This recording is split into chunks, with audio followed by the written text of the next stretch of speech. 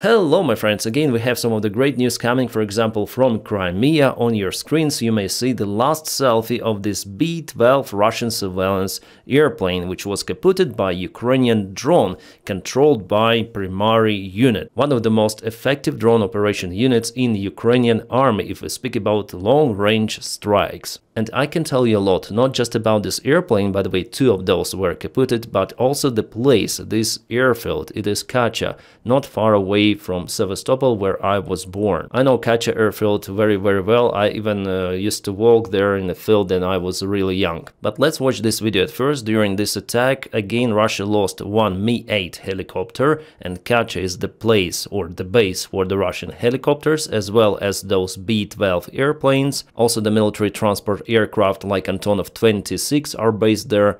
So here we see kaboom. Yeah, definitely it was the strike of this helicopter. Yeah, over here you may see the blades were hit 100%, and obviously this kaboom caused the fire and the helicopter was kaputted. By the way, I have the image filmed from the scene, from the ground, by some of the eyewitnesses. The video spread around the internet. I'm gonna show you it later on, but it's not about this particular helicopter. It's about the Simferopol airfield, where Ukraine was successful in the strike as well. And there Russia lost maybe even 4 helicopters. But initially, let's continue with this video. So you may see, yeah, the airfield of Kacha, they have helicopters and they have those Beriev B-12 airplanes, surveillance airplanes, mostly used to find and identify submarines. So I guess this plane finally was hit, but it's really hard to say. Maybe drone hit the ground in front of the airplane. The serial number is 08. Again, I see some of the problems with control of the drones. So now that I see it once again, honestly saying it's hard to tell whether this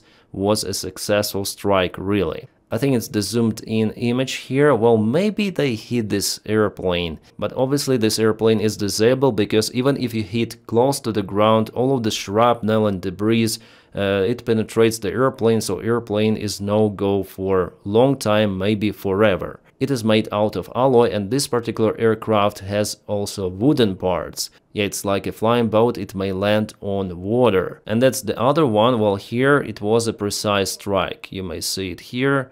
Yeah, very stable flight right into the engine. Awesome. The airplane has actually 2 of the engines. This is a right-hand engine and this is the left one. You see that propeller is absent. So the particular unit was on maintenance and was located far from the main apron. Well, still it is a loss for the Russian airspace forces, because it's quite easy to replace propeller, but it's very hard to replace this kind of the airplane. Simply as with many of the Russian military airplanes from strategic aviation, and not only, it is not possible to build this aircraft once again. Well, before we go to analysis why those airplanes are crucial for Russia with the Ukrainian drone attacks, let me show you this clip, as I promised, with Russian kaboomed helicopter.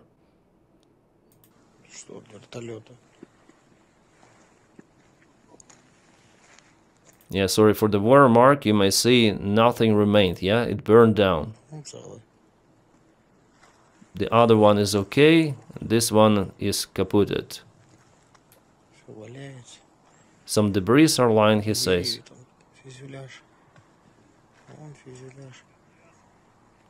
They also mark that there is some other helicopter further away, but I don't see it.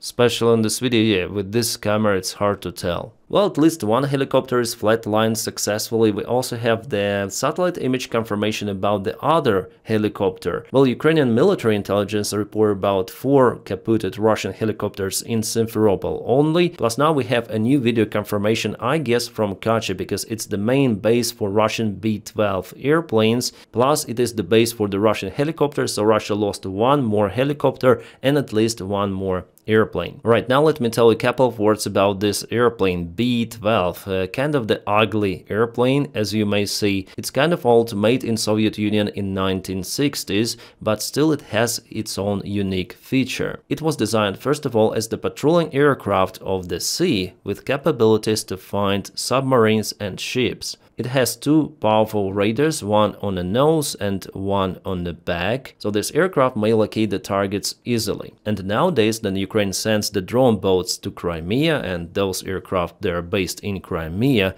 the purpose of those is very important. I actually remember the time then in late 90s and early 2000s the Russian army wanted to scrap those airplanes because after all they're ancient. They wanted to replace it with B-200 aircraft, also flying boat. Yeah, this one also has powerful radars, but not as powerful as on B-12. Well, B-200 is used as the firefighter transportation aircraft with the landing on water capabilities. Kind of the good aircraft, I would say. I think it's the best Russian transport airplane in production. It may land on water, it may land on the ground, a really beautiful machine, but still Russia needs B-12 for surveillance missions or reconnaissance missions, yeah? And we know that Ukraine is developing and I guess already producing Toloka torpedoes or drone torpedoes. One of those torpedoes was presented in Lviv, as you may see. It is really huge. B-12 aircraft, they may find those torpedoes because it's the purpose of those airplanes, to find and locate submarines, boats and ships. So my idea, or you may call it a speculation, but it is quite logical that Ukraine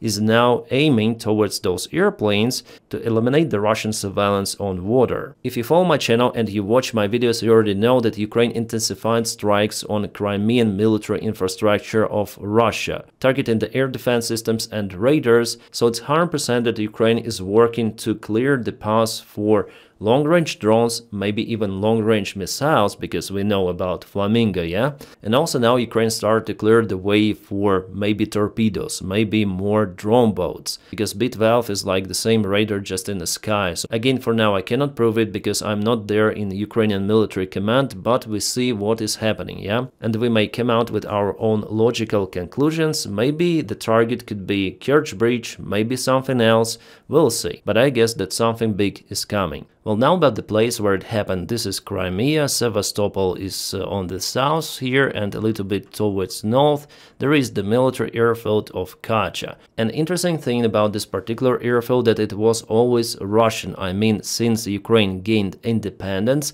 it rented this airfield for Russians' use. If we zoom out here, you see Belbek military airfield. This is Ukrainian one. It was the main base for Ukrainian fighter jets in Crimea, but this one was used by Russians, rented all the time, and I know it perfectly because I spent lots of the time in Kacha when I was a kid. So I know perfectly what is flying there, and if we zoom in, you see those airplanes, B-12 or B-12, because the designer is Beriev, so in Russian it's B-12. So you may find those airplanes here, and also Russian Antonov 26 transport, small transport airplanes, I would say. They're like ATR-72 if we speak about the size. And again, if we check surroundings, here is one more B-12, Antonov 26, B-12, this is the maintenance part, the maintenance hangar, so I don't know why they built it very close to civilian buildings. Also, there are some of the remote stands here for the airplanes, the runway itself, also it has unpaved runway, it goes in parallel, and also over here it's the place where they may land. And here's the road. When I was a kid, I walked here and I went, yeah, to the airfield itself. By the time it was poorly controlled, you know. Now I'm sure that they put some of the checkpoints, but we used to go to those remote hangars also to check out the airplanes on the bicycles with my friends, and this northern part over here is the place for helicopters. Mi-8 helicopters and also Kamov 27, Kamov 32, I guess they also have. Those are also anti-ship and anti-submarine helicopters. They have kind of the huge radar. For example, this is the K-27, the Moscow flagship used to take this particular helicopter and use it for surveillance around. But I guess by the time Moscow was kaputted, the helicopter was not on board. Or maybe it was and went to the water, then ship tilted on the side. The previous generation was Kamov 25 with even bigger radar, but it is less effective than on Ka-27 or Ka-32. So yeah, this place was and is a Russian military base, and people who live here, they work mostly for the base. But for the last couple of decades it's a little different. There are some of the tourists coming here, they're also purchasing some of the property. There is the property line here, you may see this coastline, yeah, right right in front of the beach, and the sea here, guys, what I can say, it is fantastic, it is wonderful. But sadly now Crimea is being occupied by Russia. I'm sure, however, that Ukraine will return Crimea back. However, it might only happen with the Russian regime collapse, which I think is imminent. You know, guys, just yesterday I filmed the video about the strikes on Crimea, and today we have more strikes on Crimea. Well, as for today, I think it's better to divide topics. Like now I spoke about the strikes on Crimea, but there are multiple more news coming. Some of them are even good, and I'm gonna film more videos today, so stand by. In a few hours there's gonna be one more upload. I don't want to make videos really long, so then I have time, I film more videos. Thank you, by the way, so much for that, for your kind support, especially if you follow me on membership of this channel and on Patreon, that you may find in the video description just below. Thank you guys for supporting my motivation. Without you, I wouldn't be able to make filming videos as my main job. So again, thank you for your kind support. My friends, I wish you all a peaceful sky wherever you are, and have a great time.